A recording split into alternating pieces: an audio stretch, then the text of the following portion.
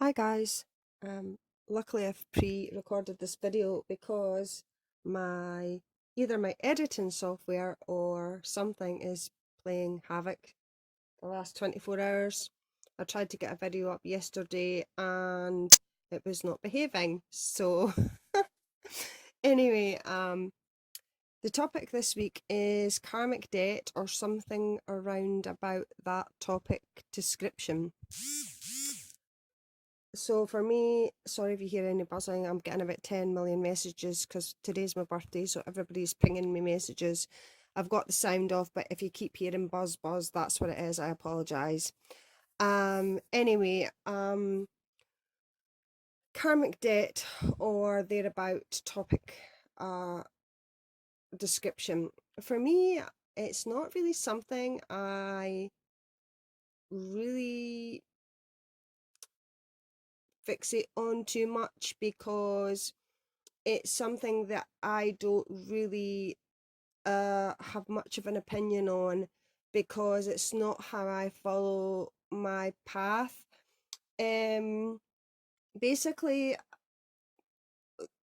more of how I say this topic would resonate would be um the spoken word, the written word, and how there is different aspects of both positive and negative in every human being. So the first part I'll go to is that with regards to my path being on the Celtic path and also Scottish ancestry based, um, amongst other things, the way I look at things is that my spoken or written word is my bond, so to speak. I've not always felt like this. I've always been connected with the spoken and written word. That's always resonated with me. But this past while, my spoken and written word are my bond, so to speak. So, if I give my word or if I'm saying something verbally, then that is like a part of me. So, therefore, if I'm saying something, if I'm sharing something, it goes in spell workings as well, then that is my word. That like um my oath of trust and oath of speaking from the heart, etc. So both in the spoken and written format um is really important to me, particularly this last few years or so, couple of years or so.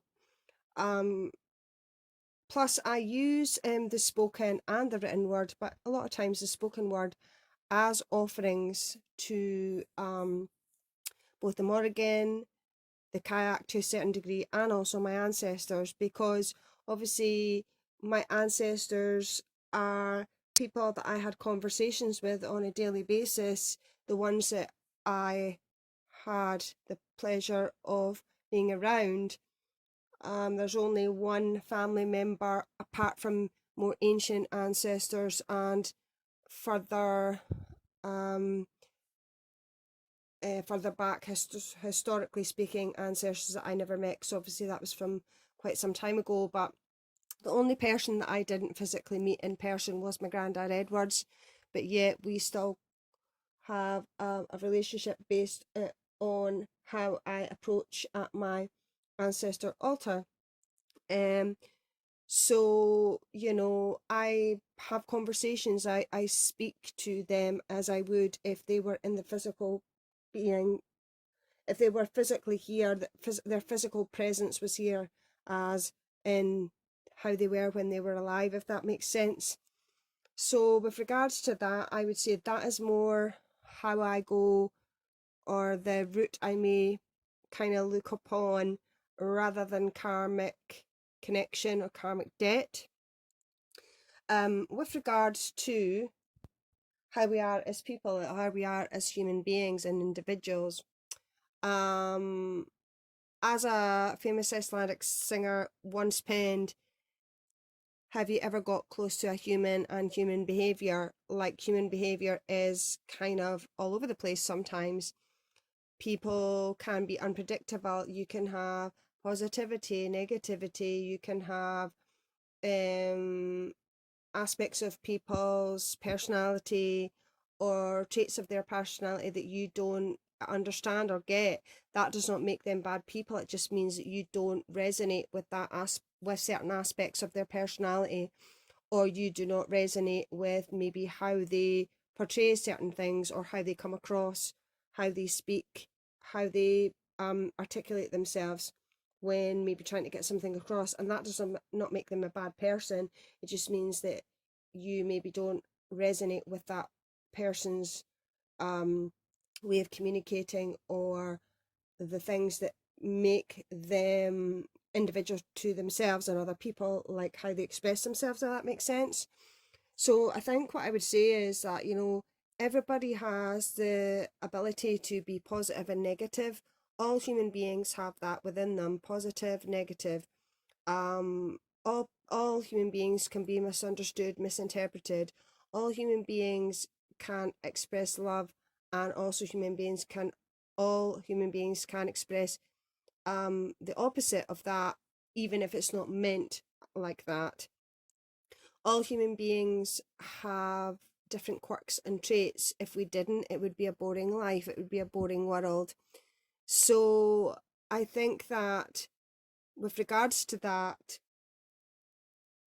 some people can take those perfectly normal traits and kind of make them positive or negative. So as far as I'm concerned anyway, even people that we do not resonate with, even people that we find a little confusing maybe, that is just the way of it. Like, you could have three people, for example, just for talking's sake, that all met me on different times, different dates, different, situations. You could get all three that resonate with me and get me in different ways and understand who I am based on how they the vibes you get from me. But also you could get maybe two people that get on with me or resonate with me and one person that doesn't, or two people that got on with me and one person doesn't, or vice versa, or three people that all do not get you, because that is just the way of the world.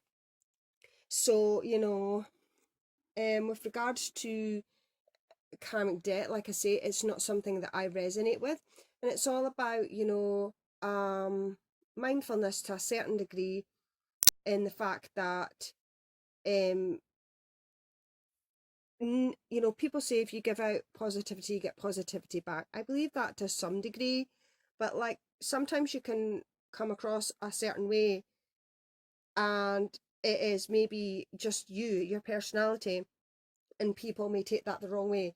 For example, I've got a good friend of mine and he is dyslexic. Now, when you're talking to him, sometimes he'll come out with things totally back to front or the wrong way around or whatever.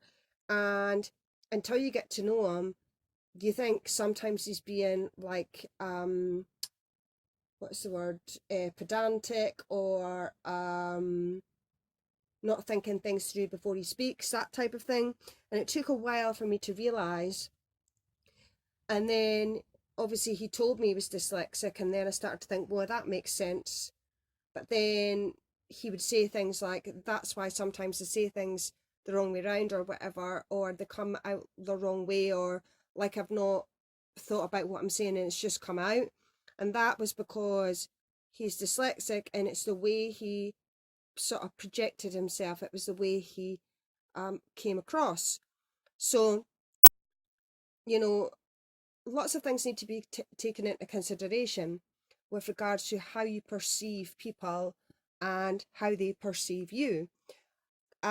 So with the karmic debt side of it, I think if you're a really, really horrible person, you would think, if karmic debt was true to form, that they would get that coming back at them somehow, in time, over time. or it would go on into their next life if they continued that type of cycle. That's not the real world, and that's not how things usually work. I've seen people that, you know, really have been quite horrendous people, in the fact of, by that I mean that, you know, they've been like physically or verbally abusive to people and really nasty, yet they continually fall on their feet. Then there's no repercussions for anything that they say or anything that they do. If karmic debt was true to form, at some point in time, these individuals would have repercussions from their behaviors, and that is not always how it works. You can get somebody that's positive, that spreads love, that's fair, not necessarily love and light all the time, but is fair and just, and you know, obviously regards magic, and that doesn't just on a whim do what do you call it, baneful magic, or just retaliate magically without thinking things through. And they can have problem after problem. They can have crap things happen to them, and that's not because they're bad people, or you know, are not able to articulate themselves in a way where things are maybe taken out of context or whatever. So that's why karmic debt for me doesn't hold that same precedence, because I've seen horrible people blossom and flourish and fall on their feet 100 times. And then I've seen amazing, wonderful, beautiful souls, wonderful, caring people that keep having crap things happen to them over and over and over again. And, you know, you think about it, if that was the case, unless there was something that I wasn't aware of that kept making crap things happen, then that makes me feel that it's not really a very fair what's the word I'm looking for, balance of things. And I think, talking of balance, you know, it's about balance, generally speaking. Like, you know, nobody's perfect. All of us have flaws. All of us have personality traits that others don't care for.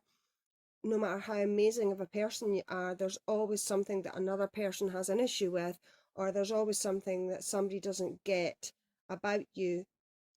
And obviously, that's potentially their issue or their cross to bear, so to speak.